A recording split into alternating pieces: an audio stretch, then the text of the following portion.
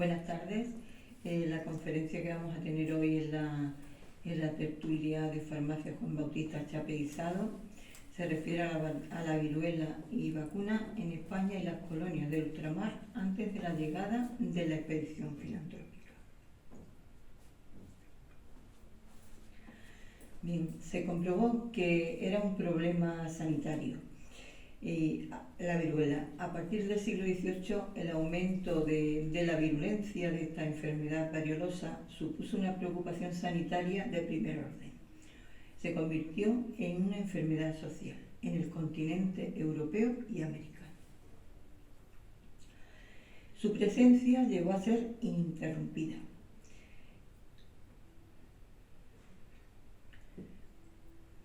Timoteo O'Scanlan, que pertenecía al Reino Unido, nació en Reino Unido y murió en Madrid en 1800, fue un médico militar encargado de la evaluación, de la valoración de la gravedad de la epidemia de viruela y de estudiar las posibles medidas para impedir su avance en la medida de lo posible.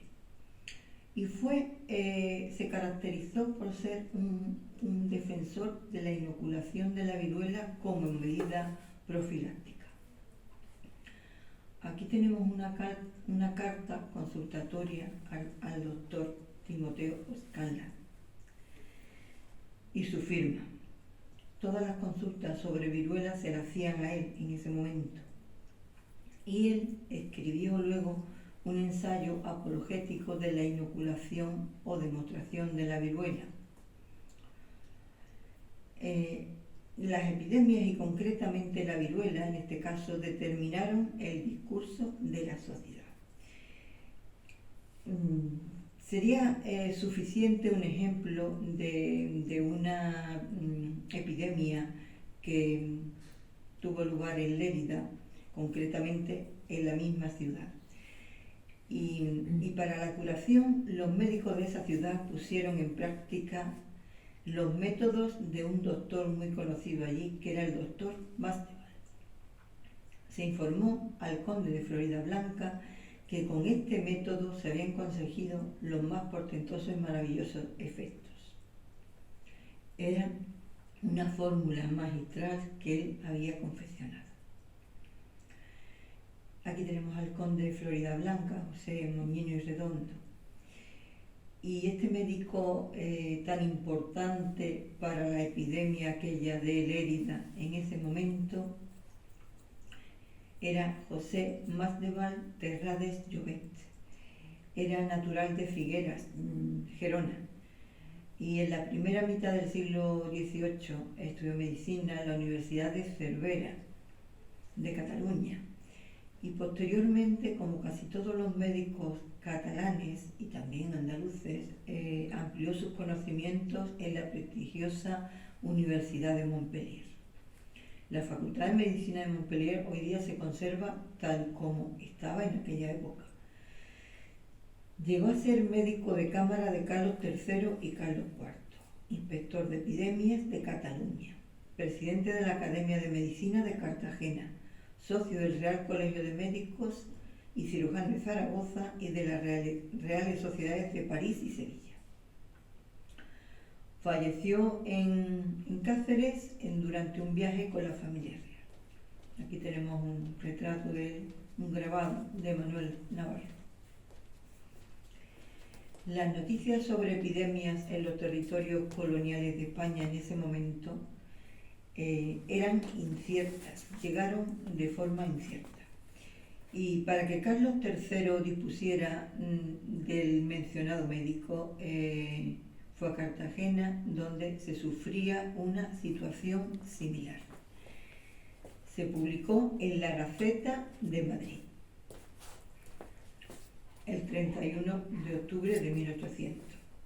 Se anunció la suspensión del curso académico en las universidades de Salamanca y Alcalá por esta epidemia, para evitar la concurrencia de los estudiantes andaluces y extremeños, hasta que la epidemia se disipara, se controlara en estas dos provincias, en Andalucía y en Extremadura.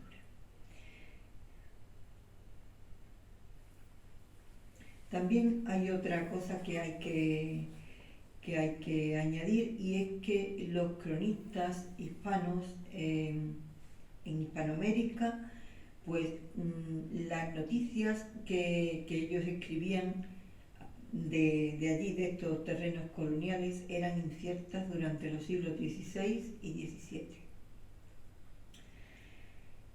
Un médico a finales del siglo XVIII, José Felipe Flores, que era el médico de cámara de Carlos IV, afirmó que la viruela era una enfermedad exótica en aquellos países, o sea, no era una enfermedad normal, y además era desconocida de los antepasados coloniales. Aquí tenemos a este médico, José Felipe Flores, que nació en Ciudad Real de Chiapas en 1751 y murió en Madrid en 1824. Las noticias que tenemos sobre la viruela en América es que a finales del 700 era sentir general que se trataba de una de las grandes calamidades públicas y la causa que había contribuido a disminuir la población del territorio español de todo el mundo. Se admitió que la viruela en América fue introducida por un esclavo negro de Pánfilo de Narváez, cuando sus tropas perseguían en 1520 a Hernán Cortés. Y aquí tenemos el retrato de Pánfilo de Narváez. La fuente de las epidemias de viruela lo que nos muestran es que afectaban con mayor virulencia a los organismos de los indígenas, pero no por la debilidad de su constitución, sino por las costumbres y modos de vida que contribuían a la propagación y al contagio. Y además se afirmaba que las epidemias eran cíclicas, y por ello se referían a que varias autoridades de la época lo acreditaban. Humboldt, el conde Humboldt, alemán, que nació en 1769 y murió en 1859, escribió en su tratado Viaje a las regiones equinocciales del Nuevo Continente desde 1799 hasta 1804. Hizo notables observaciones sobre la viruela. Aquí tenemos uno de sus tomos, el tomo 13. En 1766 la población de Caracas y el valle de esta ciudad, pues se elevó la mortalidad sobre 6 u 8 mil por mil. Desde esta época memorable la inoculación se había generalizado y la había visto Humboldt sin ayuda de médicos. Él mismo la había tratado. En la provincia de Cumaná, donde las comunicaciones con Europa eran menos, pues tampoco no se tenía mucha información sobre la viruela. Aquí tenemos un retrato de este importante científico. La epidemia y la viruela concretamente llegaban en los barcos y por eso los puertos son los primeros lugares de acceso de las epidemias.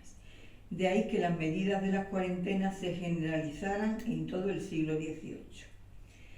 La zona más castigada fue el Caribe, por ser la de mayor tráfico comercial y el núcleo fundamental de comunicación. Sobre todo se caracterizaron por la virulencia las epidemias de la isla de Cuba.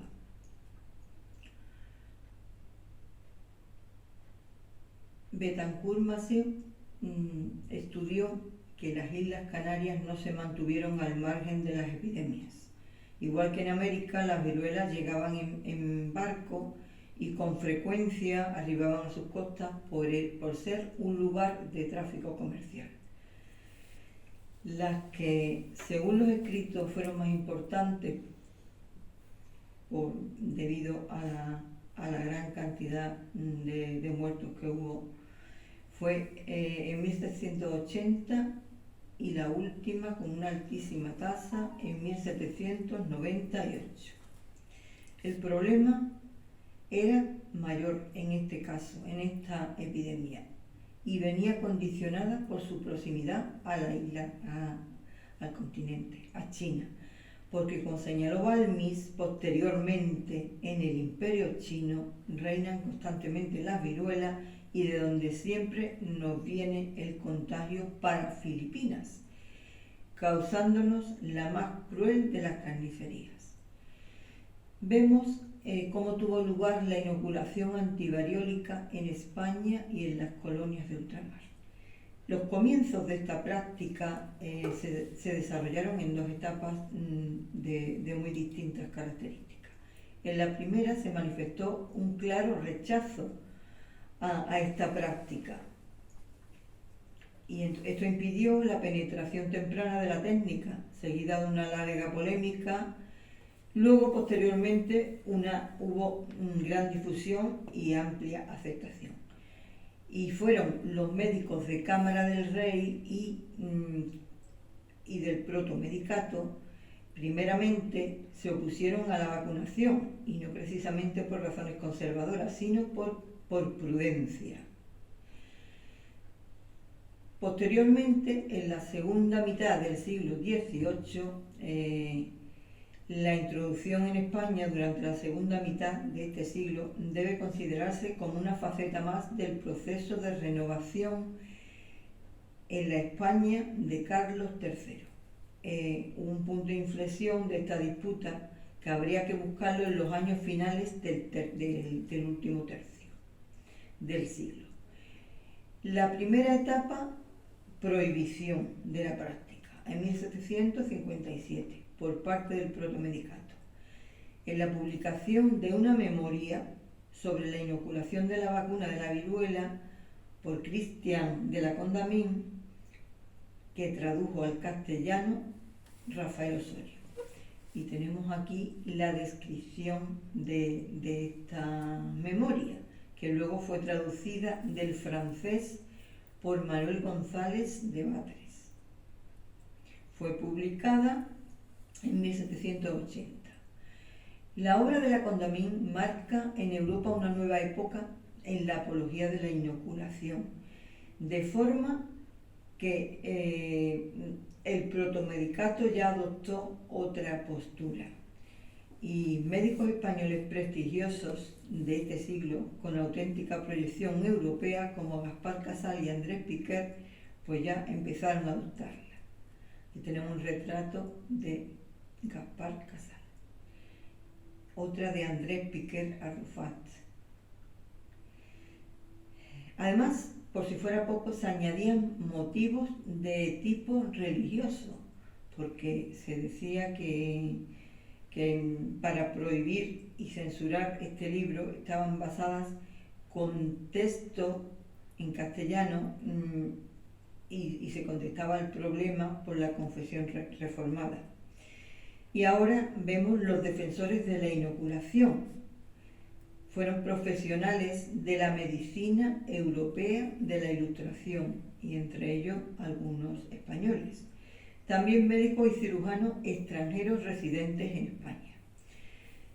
Las figuras decisivas fueron Miguel Germán, que se había trasladado a Londres para aprender el método de la inoculación junto a Sutton, y dos irlandeses, Timoteo O'Scanlan y Bartolomé O'Sullivan. La inoculación fue la precursora de la vacuna moderna. ¿En qué consistía? Aquí vemos el brazo inoculado y luego vemos ya el brazo con la pústula. ¿Qué era la inoculación o variolización? Es una técnica que se aprueba antes de la invención de la vacuna. Era una incisión en la piel y se ponía polvo de las costras de viruela de un enfermo. Se cerraba la incisión y se dejaba a la persona aislada de las demás, ya que la enfermedad se iba a presentar aunque fuera de forma leve. Aquí vemos otra transparencia donde se manifiesta más claramente todavía la inoculación o variolización. Y aquí un libro de el licenciado Vicente Ferrer, donde se expone el juicio o dictamen sobre el proceso de inoculación. Un grupo de médicos vascos, entre ellos Ignacio María Ruiz de Luzuriaga y el insigne médico catalán Francesc Salvà i Campillo, profesor de clínica en Barcelona. Bueno, aquí tenemos un retrato de Ruiz de Luzuriaga y aquí tenemos a Salvà i Campillo, que nació y murió en Barcelona. Este es un retrato que se conserva en la Real Academia de Medicina de Cataluña, un retrato de José María Marqués. Ahora se celebra una conmemoración de este médico. Ellos militaron entre los partidarios de la inoculación, pero de todos los tratadistas defensores de esta, posiblemente fue O'Scanlan quien mejor supo expresar su tesis en el ensayo apologético que hemos citado anteriormente. Es un texto excelente sobre la cuestión que demuestra el conocimiento de este médico irlandés sobre la medicina británica y francesa del siglo XVIII, que era la medicina más avanzada del momento. Bueno, en el archivo de Campomanes se encontraron papeles sobre la inoculación, opúsculos, notas, manuscritos, en donde se encontraron simpatías de este político por los defensores de la inoculación. Aquí tenemos un retrato de Campomanes y Pérez Sorriba, conde de Campomanes. Por lo que parece ser que pudo influir desde su cargo de gobernador del Consejo de Castilla en esta técnica. Uno de los papeles, porque lo llaman papeles, fue el extracto del papel, era una pequeña memoria, un extracto del papel sobre la inoculación de otro médico que era el barón Tomás Disdale, que era el consejero de Estado y primer médico de la emperatriz de Rusia. Aquí tenemos a este médico inglés, que además era político de la Cámara de los Comunes del Reino Unido y banquero. Este médico desarrolló un interés particular en la prevención de la viruela por inoculación, que es lo mismo que la variolización. Se hacía, como hemos dicho, una infección deliberada del paciente en la piel mediante una modalidad leve de la enfermedad para aportar protección contra consecuencias más virulentas. Este libro, el método de inoculación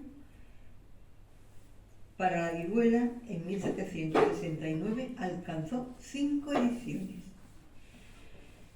Y debido a la reputación en la sociedad londinense, fue invitado a Rusia para aplicar esta técnica de variolización a la emperatriz Catalina la Grande y a su hijo Pablo I de Rusia. En 1768, acompañado por su segundo hijo, Nathaniel Disdale, viajó a San Petersburgo y allí también practicó la técnica a más de 140 miembros de la corte con resultados muy exitosos. Desde este año pues no se interrumpen las noticias sobre el progreso de la inoculación en la corte de dos Sicilias y Nápoles, por lo que expone la reina Carolina, hija política de Carlos III. Aquí tenemos a la reina María Carolina de Austria, reina consorte. Las noticias oficiales demuestran claramente que la inoculación de las viruelas se introdujo en América posteriormente al año 1775. El informe del doctor Flores afirma que la epidemia hace desaparecer una tercera parte de los indios, a pesar de eso. Y la consideran ineficaz terapéuticamente porque era tan grande que no se consideraban ni resultados positivos. Oficialmente se introduce la inoculación en Buenos Aires, en Lima, en Santa Fe de Bogotá y en la Ciudad de México, respectivamente en 1777, en 1778 y en 1792. y luego se propagó por América al mismo tiempo que por la metrópoli. Otra vez hacemos alusión a la Condamine, que en 1743 hace de testigo, refiriendo que la inoculación lo salva a todos. Hace 15 o 17 años que un misionero carmelita de las cercanías de Pará, pues viendo a los indios morirse, él mismo aplicó la inoculación. Él comprobó que al grupo de indios a los que aplicó esta técnica, pues salieron, no murieron. Y otro misionero del Río Negro siguió su ejemplo con el mismo éxito. El Marqués de Socorro, en la Gaceta de Madrid, el 3 de junio de 1790, afirmó que el año de 1766, cuando él era gobernador y capitán de la provincia de Caracas, padecía la capital una gran epidemia de viruelas. Entonces, en vista de ese estrago, hizo venir de la Martinica, esta isla francesa, a un médico francés acreditado, pero con tan mala suerte que vino enfermo y no pudo practicar la técnica. Tenemos aquí un retrato del Marqués de Socorro. Bien, y aunque las autoridades políticas no reconocían la introducción de este método de inoculación hasta fechas muy tardías, la realidad es que se practicaba fuera de los cauces oficiales, tanto por médicos militares como por religiosos. Otro caso de la práctica de la inoculación o variolización la hacía una dama, Mary Worley Montagu, que en Europa era la esposa del embajador británico en el Imperio Otomano, que fue una destacada feminista y poeta, y aplicó esta técnica por el método griego. Entonces, este método variaba del otro, aunque seguía siendo inoculación o variolización, y hacía 4 incisiones en la frente, los pómulos y el mentón del individuo. Pero esta inoculación se consideraba peligrosa, porque eran 4 sitios. Y aunque tuvo ardientes defensores, también tuvo notables detractores. Aquí tenemos esta dama que además padeció de la viruela. En la década de los 90 del siglo XVIII, unas 30.000 personas se variolizaron en España. En México, aunque hubo muchísimos muertos, posteriormente se recurrió a la variolización con resultados exitosos. En la década de los 90 se volvieron a vacunar otro número grande, y en el curso de la epidemia de 1779 se generalizó de manera notable esta práctica de la inoculación gracias al médico José Luis Montaña. Y ya la introducción de la vacuna jenneriana, la vacuna, lo que conocemos como vacuna, debida a Edward Jenner.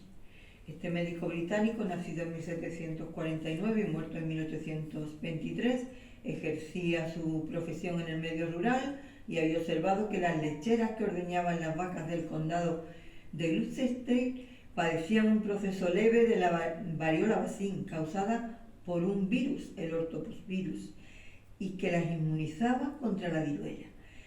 Frente a las viruelas naturales, existía otra forma de enfermedad específica del ganado vacuno que inmunizaba a los humanos de las viruelas.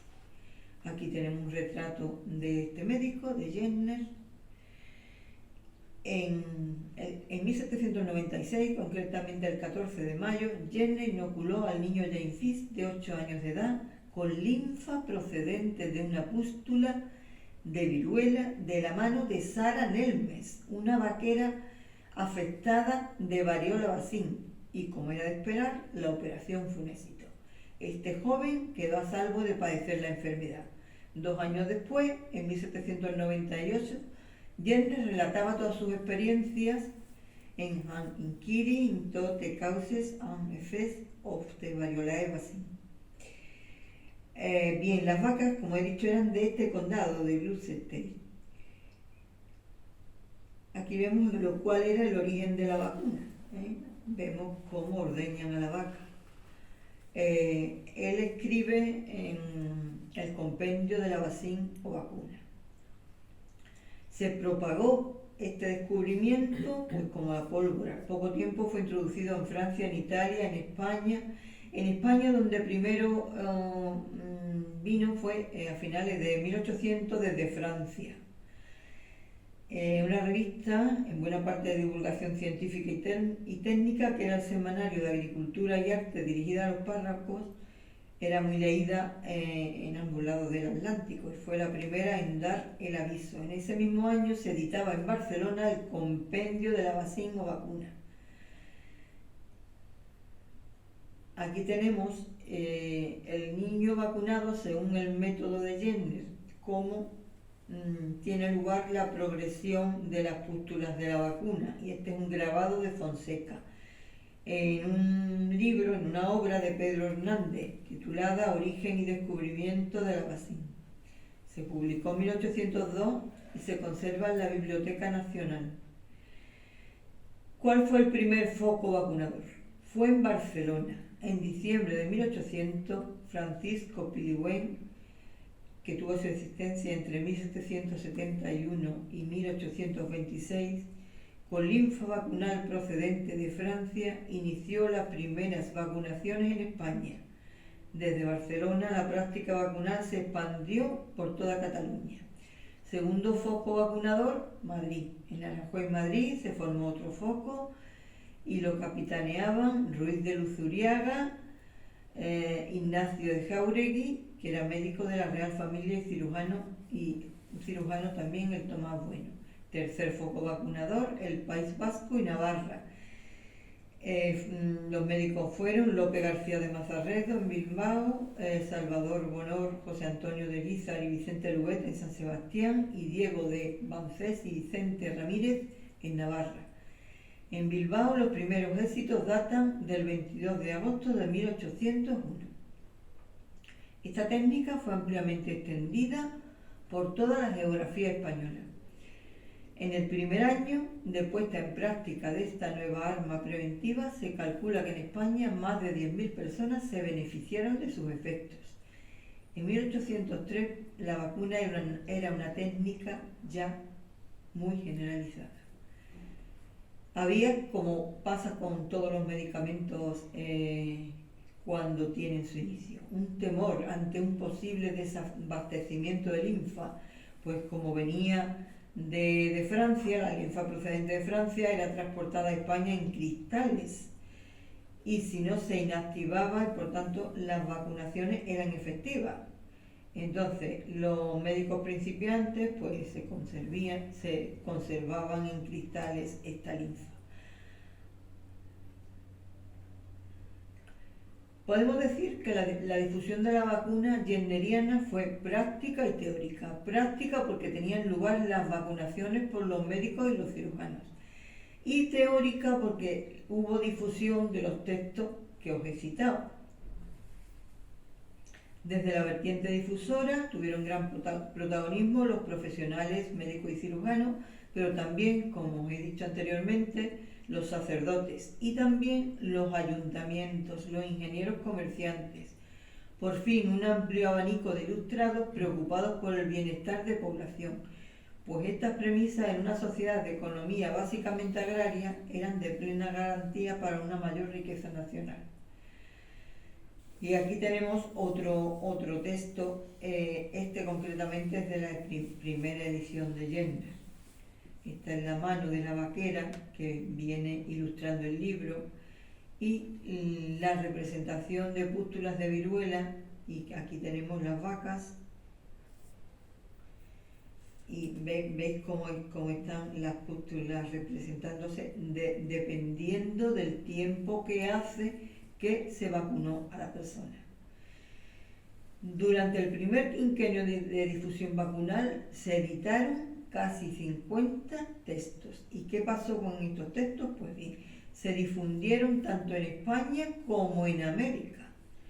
algunas traducciones de otros, especialmente franceses, y se veía cómo los inoculadores ya adquirían fama de cirujanos y se les agradecía que habían prendido eficazmente la vacuna en personas sometidas a esta práctica preventiva.